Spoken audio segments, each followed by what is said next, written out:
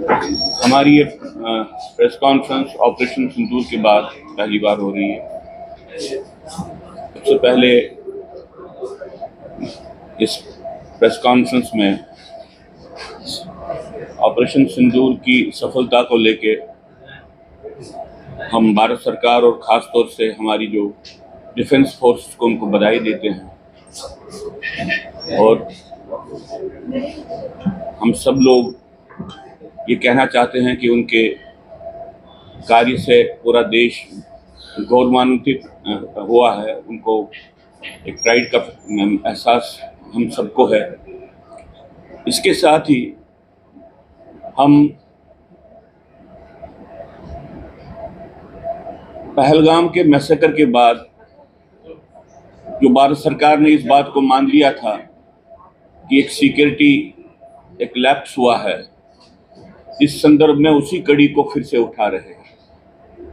हम चाहते हैं भारत सरकार खासतौर से जो रूलिंग पार्टी है अपने राजनीतिक दृष्टिकोण जो है यहाँ की सामरिक परिस्थिति को संभालने का या उसको एड्रेस करने का उसको देखें।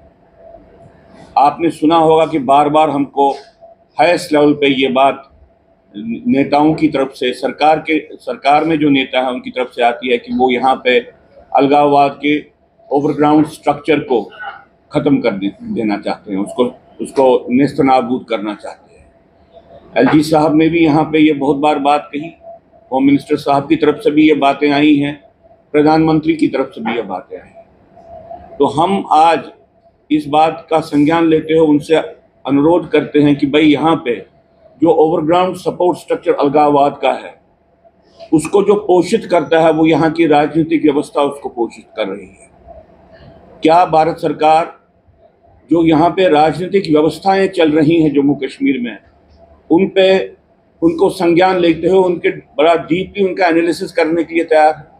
हम भारत सरकार से कहते हैं कि वो एक कमीशन बिठाए ताकि जिस तरीके से यहाँ पे पॉलिटिकल पार्टीज का यहाँ पे रोल चल रहा है उसको ध्यान में रख के उसको जांच करके ये देखे कि क्या कहीं उनके बर्ताव के कारण, उनकी सोच के कारण, उनकी राजनीति के कारण यहाँ पे ओवरग्राउंड स्ट्रक्चर्स तो नहीं पनप रहे हैं।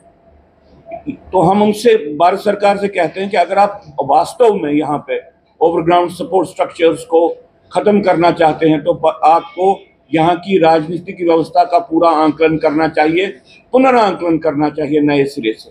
और ये शुरुआत वो करें सबसे पहले इस बात की जांच करके कि जो पीडीपी बीजेपी अलायंस बना वो किस बात को लेकर बना, उसके पीछे विषय क्या था। क्या भारतीय जनता पार्टी जो एक राष्ट्रीय पार्टी है उसने पीडीपी के राजनीतिक दृष्टिकोण का आंकलन किया? क्या वो समझती थी कि ये राष्ट्रवादी पार्टी है और राष्ट्रवादी एक रोल प्ले कर सकती है? ये इसलिए जरूरी कहना है क्योंकि आप सब लोगों को मालूम है कि जमात इस्लामी के साथ पीडीपी के जो रिश्ते हैं वो बहुत समय से अखबारों के माध्यम से, नेताओं के माध्यम से सामने आते रहे।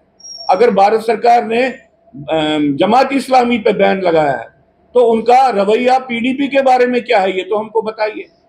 आपको ये भी मालूम है जब पीडीपी का निर्माण हुआ उसके जो फाउंडर थे मुफ्ती मोहम्मद सईद, जब वो कांग्रेस पार्टी में थे, कांग्रेस पार्टी ने जो 1986 में राइट्स हुए थे, कश्मीर में दंगे हुए थे, हिंदुओं पे हमला हुआ था और पहली बार वहां से हिंदुओं को निकालने का एक अभियान शुरू हुआ था, कांग्रेस पार्टी के खुद कमीशन ने उसको उसमें जिम्मेवार ठहराया था।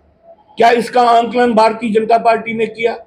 क्या भारतीय जनता पार्टी ने जब एजेंडा ऑफ अलायंस पीडीपी के साथ बनाया और इकट्ठे हुकूमत की, उस एजेंडा ऑफ अलायंस की विघटनकारी पोटेंशियल को उन्होंने एनालाइज किया?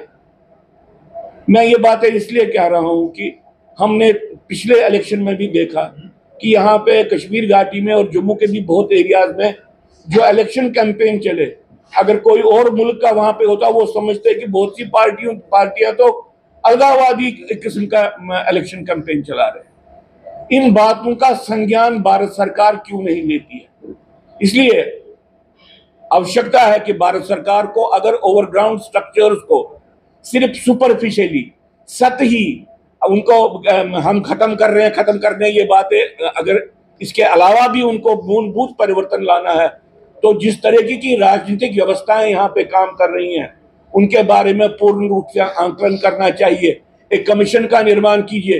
क्या यहाँ पे जो राजनीतिक व्यवस्था है क्या वही कहीं पे पोषित तो नहीं कर रही है यहाँ पे अलगाववादी तंत्र को, यहाँ पे ओवरग्राउंड स्ट्रक्चर टेररिज्म को? और उसके लिए हमने आज कहा कि सबसे बड़ा बेहतर शुरुआत करनी चाहिए बीजेपी पीडीपी का जो रिश्ता था और पीडीपी पार्टी का जो पॉलिटिकल फंक्शनिंग कश्मीर में रहा है उस बात का आंकलन करके। और अगर यह भारत सरकार करती है, मैं समझता हूं कि सही मानूं में यहाँ पे अलगाववाद और आतंकवाद के आंतरिक सपोर्ट स्ट्रक्चर को खत्म करने की प्रक्रिया की दिशा में एक सही कदम